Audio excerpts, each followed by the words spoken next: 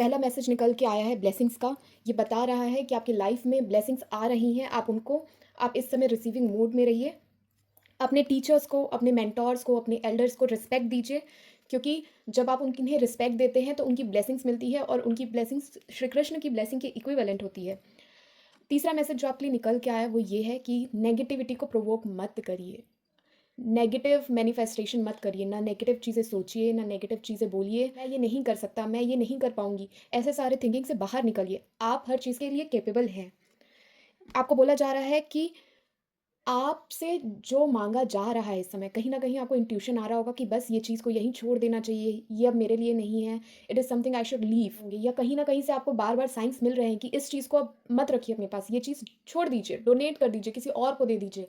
जैसे खाटू श्याम बाबा जी ने श्री कृष्ण के माँगने पर, जब श्री कृष्ण ब्राह्मण का रूप धर के खाटू श्याम बाबा के पास गए थे और उन्होंने खाटू श्याम बाबा का सिर माँगा था, तो खाटू श्याम बाबा ने उन्हें दिया, अपना सिर ही दान में दे दिया था।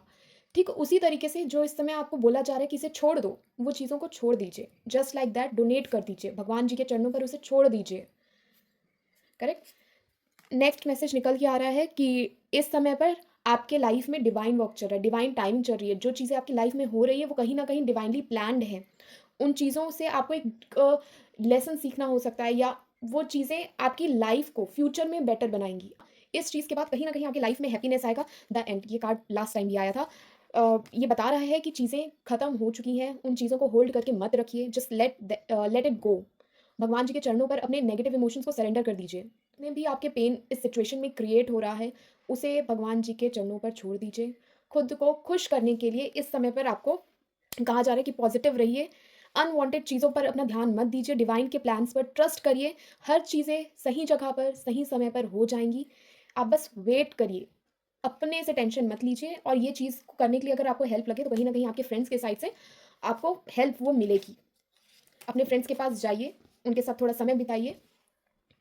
लास्ट मैसेज जो आया है वो ये है कि फ्लो विद द रिदम। ये सेम वही चीज़ कह रहा है कि जो चीज़ें जैसे चल रही हैं उसे वैसे चलने दीजिए, है ना? आप इंटरफेयर मत करिए। हाँ, हम समझ रहे हैं कि आप नेगेटिव इमोशंस को फ़ील कर रहे हैं, आप कोशिश करके भी उससे बाहर नहीं आ पा रहे हैं, तो जाइए अपने फ्रेंड्स के साथ समय बिताइए। कहीं घूम के आने पर अगर आपको अच्छा लगेगा तो घूम के आइए। Just do what makes you feel happy. उस नेगेटिव थॉट को और एंटरटेन मत करिए। कुछ नहीं समझ आ रहा क्या करें? तो मेडिटेशन करिए, भजन सुनिए, ये चीज़ें आपको हेल्प करेंगी, है ना?